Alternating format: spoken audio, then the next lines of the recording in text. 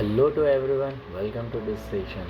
And आज का जो सेशन है that is very important on for those students who are in class 12th class 11th। So उन सब के लिए बहुत ज़्यादा इम्पोर्टेंट है क्योंकि ये कम्प्लीटली बेस्ड है ऑन योर फ्यूचर, राइट। आप कौन सा लाइन चूज़ करोगे।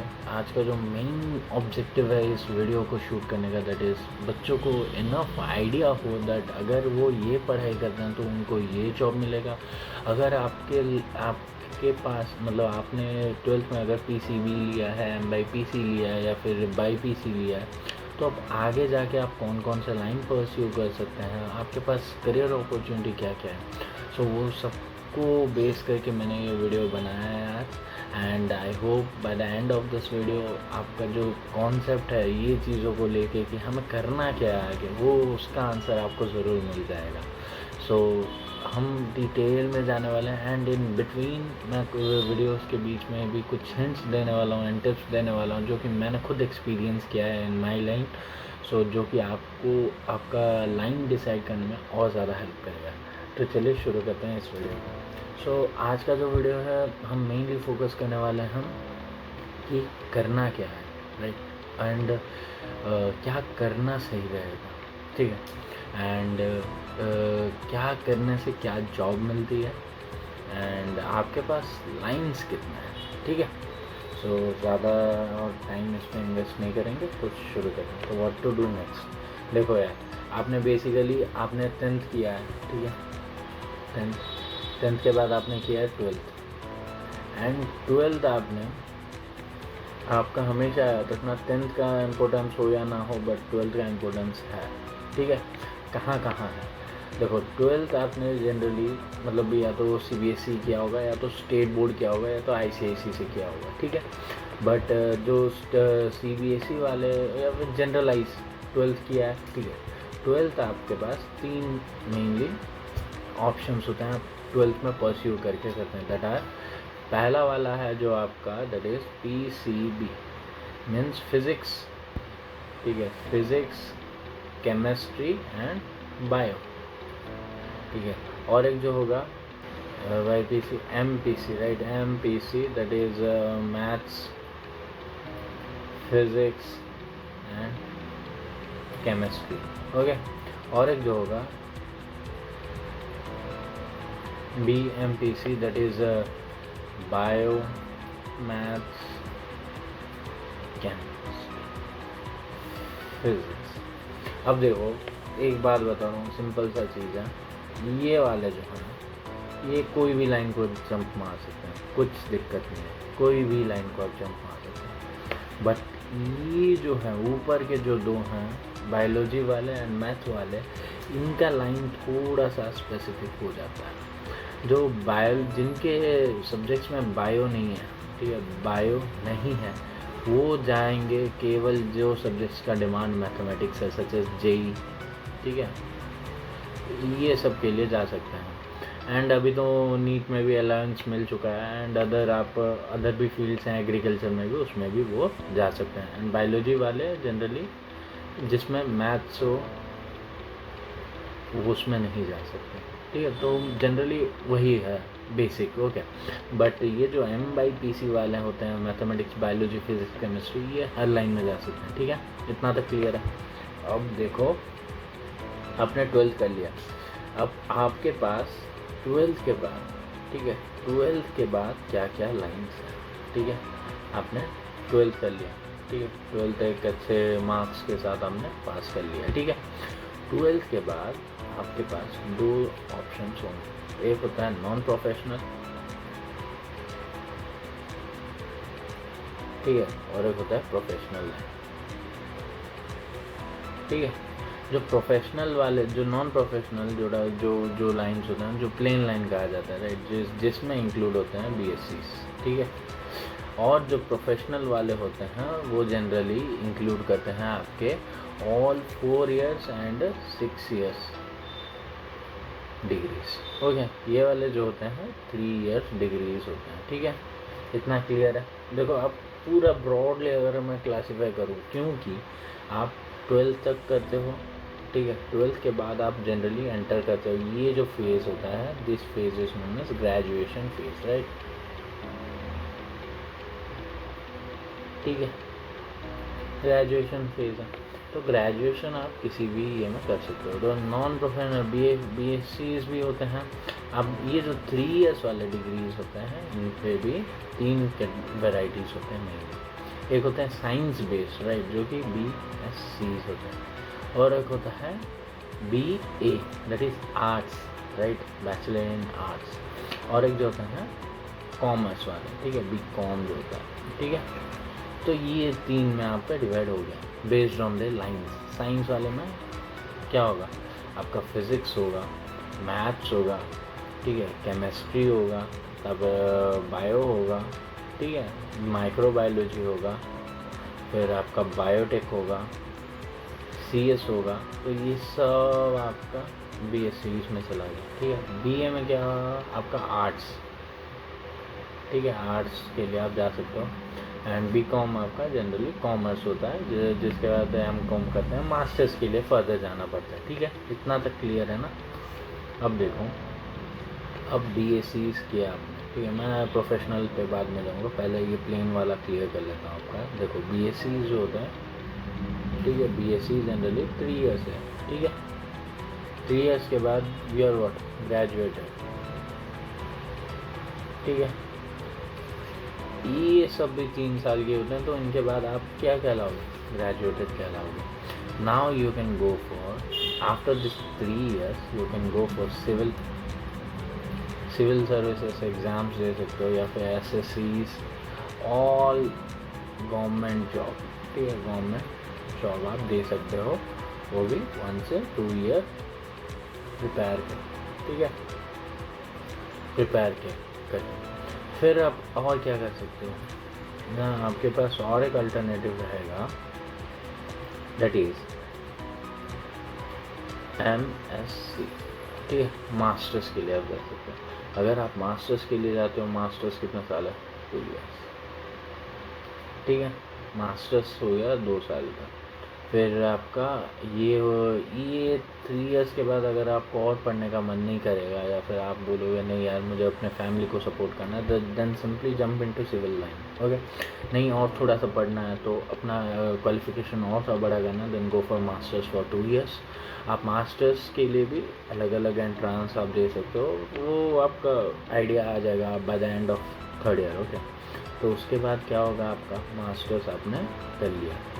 मास्टर्स के बाद you can go for net exam दोगे, क्वालिफाई करोगे, फिर आपका क्या होगा, आपके पास MSc के बाद क्या लाइन होंगे ना, हाई स्कूल में, हाई स्कूल्स, कॉलेजेस, तो यहाँ सब में टीचिंग, ठीक है, टीचिंग वाला लाइन आपका मेनली ओपन हो जाएगा।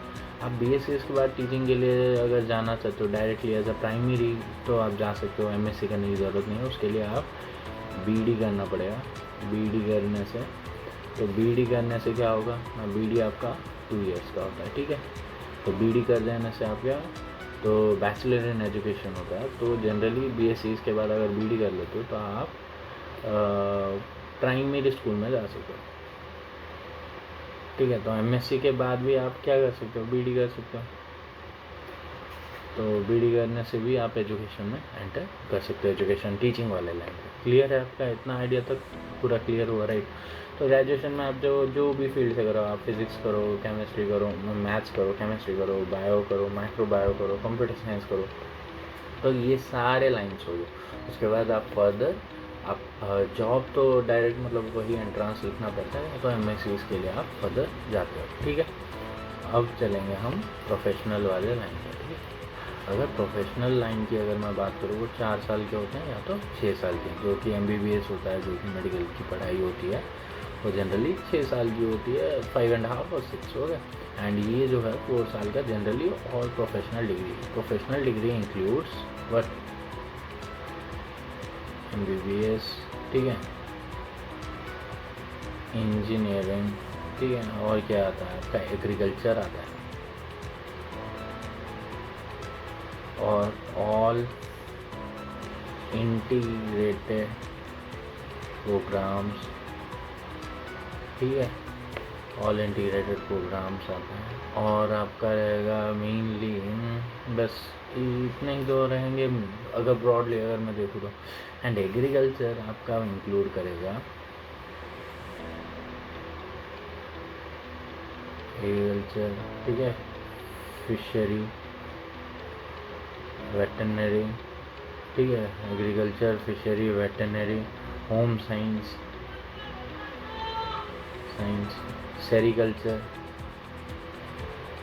ठीक है, और आपका रहेगा फॉरेस्ट्री, ठीक है, हॉर्टिकल्चर, ठीक है, और आपका रहेगा एग्रीकल्चर, हॉर्टिकल्चर, फॉरेस्ट्री, सेरिकल्चर। तो ऐसे करके बहुत सारे लाइंस रहेंगे। यस, डायरी टेक्नोलॉजी, ठीक है। तो ये सब लाइंस आपके जो है 4 ईयर्स के, ठीक है, 4 ईयर्स के।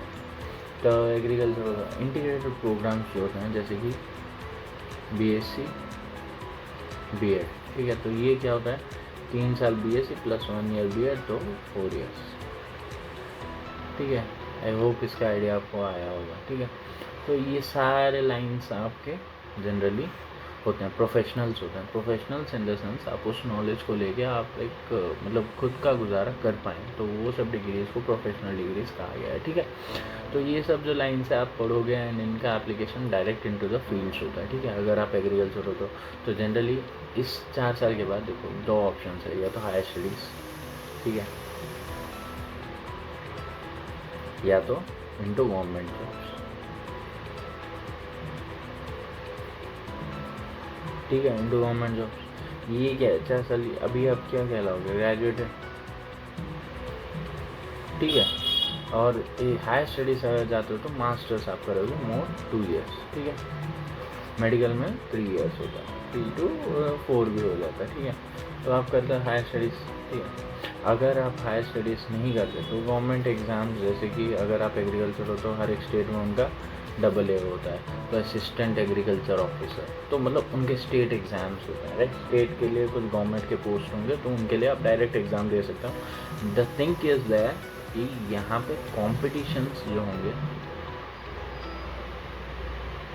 कम है, राइट, कंपैरेटिव। सो वैसे करके ये रहे बहुत सारे ब्रांचेस, ठीक है। अब तक आई होप आपका चीज़ें कहीं ना कहीं क्लियर हुआ होगा। देखो इतना तक तो क्लियर है दैट क्या क्या हमारे एंट्रांसेस है, मतलब क्या क्या लाइंस है, ठीक है। तो इतना तक क्लियर है। जिसको अगर किसी को मन है दैट हाँ आर्ट्स में जाने का, लॉ मतलब लॉयर बनने का, या फिर लॉ के लाइन में जाने का, देन देखो परस्यू आर्ट्स, राइट। या फिर इंटीग्रेटेड LLB होता है, ठीक है, वो उसके लिए आप जा सकते हैं, ठीक है। हाँ, तो इधर और एक चीज़ मैं बता देता हूँ, दैट एंट्रांसेस क्या क्या होने वाले हैं किस चीज़ के लिए, ठीक है। तो अगर आप 12th से पास हैं, ठीक है, अगर आप अभी जस्ट 12th ख़त्म होने वाला है या फिर ख़त्म हुआ है एंड आपको जाना है, आपका मन है, सपोज अगर आपको मन है that you want to study about animals, then you can go for veterinary, right. अगर आपको मछलियों के बारे में पढ़ना मन है तो you can go for fisheries, ठीक है। अगर आपको मन है टीचिंग का, then just go for BSc, right. अगर आपको जल्दी जॉब करना है, ग्रेजुएशन की डिग्री चाहिए, so that then go for BSc, okay. और आप किस चीज़ के लिए जा सकते हो, देखो यार, बेसिकली हमें बचपन से कहा जाता है या तो डॉक्टर बनो या तो इंजीनियर, ठीक है। बट उसको छोड़ के भी बहुत सारी करियर अपॉर्चुनिटीज़ होते हैं जिनके बारे में जनरली ज़्यादातर लोगों को आइडिया नहीं होता है, ठीक है।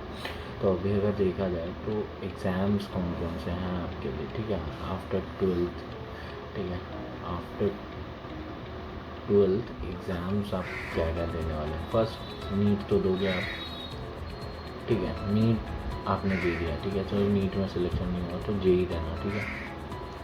अगर आपको इंजीनियरिंग का मन है तो, अगर मेडिकल का मन नहीं है, इंजीनियरिंग का है तो JEE दे दो, अगर मेडिकल का है तो मेडिकल दो। अगर ये दोनों के बाद जो मेन ऑप्शंस हैं 2000 ICAR क्या है, ICAR है इंडियन काउंसिल एग्रीकल्चर रिसर्च, ठीक है। तो Indian council of agriculture research होता है, तो इसका एग्ज़ाम जो होता है CUET होता है, ठीक है। तो CUET एग्ज़ाम जो होते हैं उसके थ्रू आप एंटर करोगे। तो ICAR देने का फ़ायदा क्या है ना, आप ऑल इंडिया में जितने भी गवर्नमेंट एग्रीकल्चर कॉलेज होते हैं, एग्रीकल्चर इंक्लूड मैंने वो वहाँ पे जो लाइंस बोला था that veterinary, fishery, agriculture, horticulture, forestry, home science, sericulture और आपका डायरी साइंस, ठीक है, बायोटेक, तो ये सब जाएगा, ठीक है। AG टेक, ठीक है, AG टेक, तो ये सब जितने भी कॉलेजेस हैं हमारे ऑल ओवर इंडिया में गवर्नमेंट के ICAR एक्रीडेटेड कॉलेज जो है, आप उनमें डायरेक्ट पढ़ सकते हो, ठीक है। एंड आपको स्टाइपेंड भी मिलेगा, एज वेल एज फैसिलिटीज़ भी अच्छे होते हैं गवर्नमेंट कॉलेजेस में, सो you can go for that. अगर अब रहा ICAR दे दिया आपने, और क्या होंगे, स्टेट एग्ज़ाम्स होते हैं, ठीक है, स्टेट एग्ज़ाम्स होते हैं। मैंने बोला ना कि हर एक स्टेट में एग्रीकल्चर यूनिवर्सिटी है, राइट। तो उस पर्टिकुलर एग्रीकल्चर यूनिवर्सिटी के कुछ पर्टिकुलर एग्ज़ाम्स होते हैं। जैसे कि अगर मैं उड़ीसा की बात करूँ, तो उड़ीसा का जो एग्ज़ाम है दैट इज़ OUAT, ठीक है। तो OUAT क्या होता है ना, generally Orissa university of agriculture and technology. तो इसका जो एंट्रांस होगा ये होता है स्टेट सिलेक्शन होता है, ठीक है। एंड इससे कुछ सीट्स जो होंगे ICAR के लिए होंगे, क्लियर ना इतना। तो आपका क्या है, आपने OUAT दिया, आपको स्टेट में जितने भी बच्चे होंगे जो कि उड़ीसा डोमेंशियल होंगे, इवन बाहर वाले भी आके दे सकते हैं, वैसा कोई दिक्कत होता नहीं है, बट जनरली प्रेफर उन्हीं को किया जाता है तो खुद के स्टेट्स को होता है, ठीक है। तो वो स्टेट एग्ज़ाम्स आप देके डायरेक्ट आप एंटर कर सकते हैं in your state agriculture university, ठीक है। नहीं आपको डीम्ड यूनिवर्सिटी में जाना है, जैसे कि इंडिया राई Karnal, right, national diary research institute, तो उसके लिए आप ICAR के थ्रू ही जा सकते हो, ठीक है। अब स्टेट एग्ज़ाम्स दिया, और क्या आप और किस चीज़ के लिए आप जा सकते हो ना, BHU is a very good option, right. अगर BHU आप जाते हो, बनारस हिंदू यूनिवर्सिटी, उसका अलग एंट्रांस होता है, ठीक है। उसका फॉर्म भी निकल जाएगा, ठीक है, मैं जब निकलेगा तो मैं नोटिफाई कर दूँगा। तो BHU अगर आप जाते हो तो BHU का क्या सीन है ना, BHU का सीन ये है कि वहाँ पे फ़ीस बहुत कम लेते हैं। It is one of the oldest universities of India, right. तो facilities and quality of education is very good. तो BHU इसका क्या फ़िल्ट्रेशन का प्रोसेस है ना, इसका अलग एंट्रांस होता है, बस कोर्स जो होंगे सिमिलर टू नीट ही होंगे, ठीक है। मतलब आप कौन सा लाइन ऑप्ट करते हो उसके बेसिस पे होगा। एंड BHU में आपको सब लाइन मिल जाएगा, इवन आपका फिज़िकल एजुकेशन टीचर्स के लिए भी BPED का भी लाइन है यहाँ पे BHU में सब आप, you can go for agriculture, you can go for plain subjects, you can go for integrated subject, you can go for BSc MSc, सब चीज़ आपका BHU में कवर होता है, ठीक है। तो BHU का अलग फॉर्म निकलता है, उसके लिए जाना, ठीक है। BHU हो गया। BHU के बाद और कौन सा से आप एग्ज़ाम दे सकते हो, NEST, ठीक है। तो नाइज़र जो होता है हमारा, जो नाइज़र जो हमारा है रिसर्च इंस्टीट्यूट, वहाँ पे आप मतलब इंटीग्रेटेड के लिए you can go for that also. ये भी बहुत रहता है, आप नेक्स्ट एग्ज़ाम दे सकते हो, ठीक है। नेशनल एलिजिबिलिटी स्क्रीनिंग टेस्ट होता है, ठीक है। तो ये तो था अपने टाइम पे। और स्टेट एग्ज़ाम बेसिकली ये 4 पे अच्छे से फोकस करना, ठीक है। और कौन सा एग्ज़ाम है ना, हाँ, अगर आप आर्ट्स वाले हो, मतलब आपको जाना है लॉ वाले, मतलब अच्छे लॉ कॉलेज में गवर्नमेंट के, तो आप क्लैट दे सकते हो, ठीक है। तो आप क्लैट दे के आप एंटर कर सकते हो कोई भी अच्छे से गवर्नमेंट लॉ के गवर्नमेंट कॉलेज में, ठीक है, 12th के बाद। और एग्ज़ाम्स आपके रहेंगे, यस, आपका जो सिलेक्शन होनी है, अगर आप बोलोगे दैट नहीं मुझे अच्छे कॉलेज में BSc करना है, तो आप जनरली BSc जो होते हैं जनरली 12th मार्क बेसिस होता है, 12th मार्क बेस, ठीक है। तो जनरली DU जैसे है दिल्ली यूनिवर्सिटी, उसका कट ऑफ जाता है ऐसे 99%, 98 जाता है, तो ऐसा कट ऑफ जाता है, ठीक है। मतलब कॉलेज का जो कट ऑफ होगा ना आपके 12th के मार्क्स के बेसिस पे होने वाला है, ठीक है। तो इसीलिए 12th को हल्के में मत लेना। एंड अगर और क्या, और कौन सा वे है 12th के बाद एडमिशन इनटू BSc, तो SAMS होता है, ठीक है। तो हर एक स्टेट में अपने ही मतलब जिसमें क्या होता है ना, हर मतलब स्टेट के सारे कॉलेजेस एनरोल्ड होंगे, तो आप जाए फिलअप करेंगे, आप अपना ब्रांच प्रेफरेंस देंगे, जो जहाँ पे आपको मिलना होगा मिलेगा वहाँ पे, ठीक है। तो ये था सैम से मतलब 12th में डायरेक्ट BSc के लिए। ये आर्ट्स वालों के लिए क्लैट एग्ज़ाम है, जो कि direct law government law college में घुसने के लिए। एंड जो साइंस वाले हैं वो नीट दे सकते हैं, JEE दे सकते हैं, ICR दे सकते हैं, and state exams BHU nest, इतना एग्ज़ाम्स आप आराम से दे सकते हो, ठीक है, कोई दिक्कत नहीं होने वाला है। बस और एक चीज़, अगर आप मतलब स्टेट एग्ज़ाम्स दे दो तो बस थोड़ा सा देख लेना कि वेटनरी और फिशरीज़ के सिलेक्शन के लिए कौन सा सब्जेक्ट का प्रेफरेंस मांगा है, क्योंकि जो मतलब एंट्रांसेस में ऐसे होते हैं कि जिनका मैथ्स नहीं होता वो जनरली वेटनरी ऑप्ट नहीं कर सकते, ठीक है, तो मुझे जितना पता है। सो वो चीज़ का एक ध्यान रखना पड़ता है आपको, ठीक है। और क्या फ़ायदा होने वाला है, तो ये सारे लाइन्स है आपके लिए, ठीक है। तो मतलब ये प्रेशर मत लेना कि यार क्या होगा क्या नहीं। तो जॉब्स की अगर मैं बात करूँ, देखो यार, जॉब्स होते हैं, एक होता है अपना लाइन कन्फाइंड, राइट, जो कि जैसे कि टीचिंग हो गया, रिसर्च हो गया, ठीक है, ये सब जो होते हैं job confined to our lines होते हैं। मैं दूसरा वाला अपने में घुस नहीं सकता। अगर मैंने सपोज़ मैंने वेटनरी की पढ़ाई की है, मैंने हायर स्टडीज़ किया है वेटनरी में, तो I will be getting into a professor और assistant professor in that particular veterinary field only, right, ना कि दूसरा BSc वाला आ जाएगा मेरे वाले में, ठीक है। वैसा बहुत एक्सट्रीम पहले होता था, बट आजकल दोज आर ओनली प्रेफर्ड जो कि उस पर्टिकुलर लाइन से बिलोंग करते हैं, ठीक है। तो ऐसा तो लाइन कन्फाइंड होता है, ठीक है। जॉब्स अगर देखें, जॉब्स की अगर मैं बात करूँ तो ये होता है लाइन कन्फाइंड, ठीक है, लाइन कन्फाइंड, ठीक है। और एक क्या होता है ना, और एक होता है ओपन वन, ठीक है, ओपन वन। तो ओपन वन वाले में क्या होता है ना, जनरली सिविल लाइन जो SSC सब जिसके लिए आप ओपनली जा सकते हो, कोई भी जा सकता है। बट जो लाइन कन्फाइंड होते हैं, जैसे कि आपका पर्टिकुलर ऑफिसर वाले पोस्ट जो होते हैं, ऑफिसर्स वाले मतलब पर्टिकुलर डिपार्टमेंटल एग्ज़ाम्स, राइट,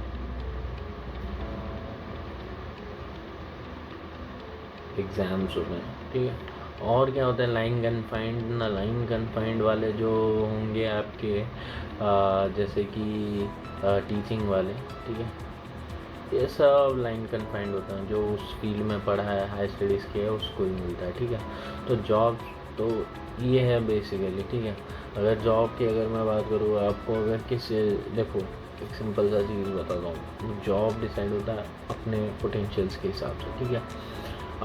क्योंकि अच्छे जगह से पढ़ के भी बहुत सारे बच्चे ऐसे होते हैं कि लाइन स्विच कर लेते हैं, ठीक है। एंड बहुत एवरेज कॉलेज से पढ़ के भी बहुत ऊपर तक जाता है, राइट। तो वैसा कुछ नहीं होता, आराम से। एंड और रही अगर और डेप्थ में आपको जानना हो तो you can ask in comments. आपको अगर और कुछ अगर जो समझ में नहीं आया हो या फिर जानना हो, तो अगर मैं ओवरऑली अगर एक बात करूँ तो देखो यार, अगर मैं सीधी तुम्हें बोलूँ तो 10th का मार्क कुछ हो या ना हो, बट 12th का मार्क सब कुछ है, ठीक है। एंड 12th के बाद आपके PCB है, MBC है या MYPC है, ठीक है। तो उसके बेसिस पे आप चूज़ करना आ गया। तो मेनली आपको जो चीज़ देखना है that is whether you have your own interest in personal line, sorry, whether you are having your own interest. आपको 12th के बाद क्या देखना है, दैट आपका इंटरेस्ट कहाँ पर है, ठीक है। अगर आपका इंटरेस्ट है professional line, just simply go for it, right. Given entrance, and entrance के भी मैंने 6 से 7 एंट्रांस बताए हैं, just go for everyone, okay. वैसे मत रखना कि नहीं यार एक ही दूंगा मैं, हो जाएगा करके, वैसा कुछ मतलब if you are enough sure about it then go for it, okay. तो एक होता है प्रोफेशनल का भाई सिंपल है, उसका वो देगा एंट्रांस के बेसिस पे, ठीक है, मैक्सिमम ऑफ। एंड जो नॉन प्रोफेशनल्स होते हैं उनका क्या क्राइटेरिया होगा ना, मार्क्स बेसिस होते हैं मैक्सिमम। एंड कुछ कॉलेजेस जैसे BHU वगैरह में उनका एंट्रांस होता है, but DU as well as other state exams भी वो 12th के बेसिस पे ही लेने वाले हैं, ठीक है। तो नॉन प्रोफेशनल अगर जाना है, देखो नॉन प्रोफेशनल के बाद आपको लाइंस 2 मिलेंगे। एक होगा डायरेक्ट आप स्विच करके सिविल्स में जंप कर जाओ, मतलब नॉर्मल जो जनरल गवर्नमेंट एग्जाम्स के लिए जंप कर जाओ, और आपके लिए क्या है, हायर स्टडीज़ करो, ठीक है, एमएससी करो, पीएचडी करो, लेक्चरशिप में उतर जाओ, या फिर उस लाइन में बीडी करो, टीचिंग में उतर जाओ, प्राइमरी टीचर, या फिर सेकेंडरी टीचर के लिए मास्टर्स करने के बाद बीडी कर दो, नेट एग्ज़ाम क्लियर करो। तो बहुत अपॉर्चुनिटीज़ हैं, ऐसा कोई दिक्कत होने वाला है नहीं। एंड जो but the thing is non professional में कॉम्पिटिशन विल बी मोर, ठीक है। और प्रोफेशनल वाले में क्या होगा, आप 4 साल पढ़ाई करते हो, उसके बाद क्या होता है ना, लाइन आपका कन्फाइंड हो जाता है, ठीक है। तो या तो उस लाइन में आप you can go for jobs, या तो आप जनरल, आप as you are graduated so you can go for other government exams, okay. और क्या हो सकता है, नहीं हायर स्टडीज़ किया आपने उस लाइन में, और हायर स्टडीज़ करके आप you can go for professor, मतलब लेक्चरशिप, असिस्टेंट प्रोफेसर्स वगैरह के लिए, ठीक है। तो उसके लिए भी नेट एग्ज़ाम क्लियर करना पड़ेगा। तो इतना तो तक तो क्लियर है आई गेस मेरा, मतलब आपका क्लियर हो चुका होगा कि व्हाट टू डू। देखो, हर फील्ड में स्कोप है, हर फील्ड में नहीं भी है, ठीक है। हर चीज़ का एडवांटेज होता है, हर चीज़ का डिसएडवांटेज होता है। सो अगर आप उतना सोचोगे तो आई डोंट थिंक सो आपका विजन क्लियर हो पाएगा। But just simply if you have enough interest, if you are thinking कि yes you can do, just go for it, ठीक है। जो होगा बाद में देखेंगे, ठीक है, क्योंकि some unexpected decisions also give some good results, okay. So वैसा कोई नहीं है कि मतलब डोंट बी सो स्ट्रेस्ड कि अगर आपका नीट नहीं निकलता या फिर आपका जेई नहीं निकलता, जेई एडवांस नहीं होता, आईआईटी एनआईटी वगैरह में नहीं होता, तो भी कोई दिक्कत नहीं है, क्योंकि उनको छोड़ के भी बहुत सारे ऐसे कॉलेजेस हैं जहाँ पे बहुत अच्छे अच्छे स्कोप्स हैं, राइट। बहुत सारे ऐसे ऐसे फील्ड्स हैं जिनमें बहुत फ्यूचर है, राइट। तो उस चीज़ पे अगर हम फोकस करें, जनरली बच्चों को आइडिया नहीं होता कि हाँ यार 12th हो गया, 12th के बाद करना क्या है, राइट। अगर हम जाते हैं इस लाइन में तो होगा क्या। तो आई होप ये वीडियो आपके लिए इन्फॉर्मेटिव रहा होगा। So do like share subscribe to my channel, and जो भी डाउट होगा you can ask in the comments, right. So this much for today's session, thank you.